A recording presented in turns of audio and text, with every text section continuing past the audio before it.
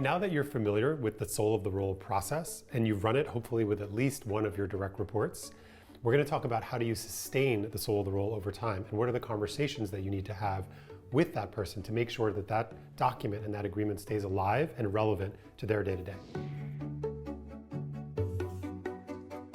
Remember that the work of good alignment is never done. It's a skill that you're going to develop and work on, and it's going to be relevant for all of your teams, for all of your career. Whether you're a first-time manager, or you've recently been promoted to a new level, or you're a senior executive, keep this conversation front of mind. And remember that whenever you're struggling with headspace and feeling like you're too bogged down, or you're starting to feel frustrated with people on your team and you feel like they're not doing the things or asking the questions that you think they should be asking, that's your sign. Dive back into the soul of the role. Have those conversations again. Use the soul of the role to bring aliveness and energy into your one-on-ones. And you'll do that because you're connecting what's important to the business and the team and the goals that you're accountable for to the personal development that the people on your team are craving. The primary place where you're going to keep working on the soul of the role with all of the roles that report to you is in your one-on-ones. Let's spend a minute talking about one-on-ones themselves.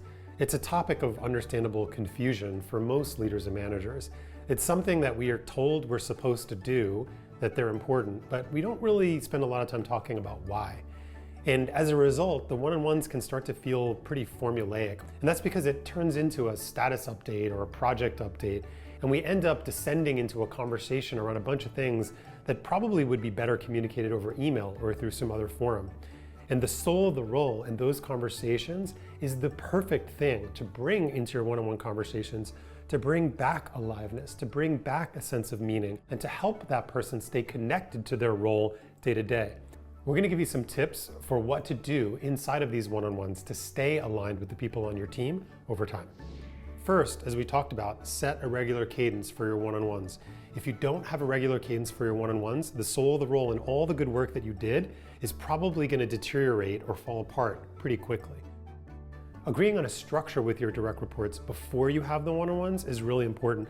Once you're in the room, the momentum takes over and you'll get into the details and you'll find yourself churning through the work of the day. So create that agreement in advance and say, hey, when we have our one-on-ones, I really want them to stay at the level of context about how you're feeling about the work and how you're feeling about your overall goals and where I might be able to help. If you find the conversation getting into spreadsheets and documents and reviewing work product together, you're probably too far into the operational, practical elements of the job, and that's your cue to zoom out and start to ask some different questions about how that person is feeling overall and what challenges they're facing and where they might need your help. Make a habit out of revisiting the soul of the role in your one-on-ones. I want you to refer back to it. When you're feeling stuck or you feel like the one-on-ones are becoming boring or formulaic, bring that document up. Hey, let's take a moment to revisit soul of the role. Is it still right?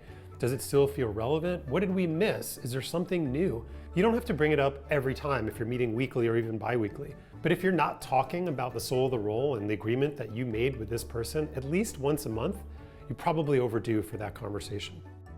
Lastly, this is a great opportunity to start practicing the accountability dial, which you can learn about in the Good Accountability course. By having the soul of the role out in the open and by making this agreement with your direct report, you now have a backdrop for the thing that they should be working on. Your one-on-ones, that's the primary place where you should be giving and receiving that type of developmental feedback.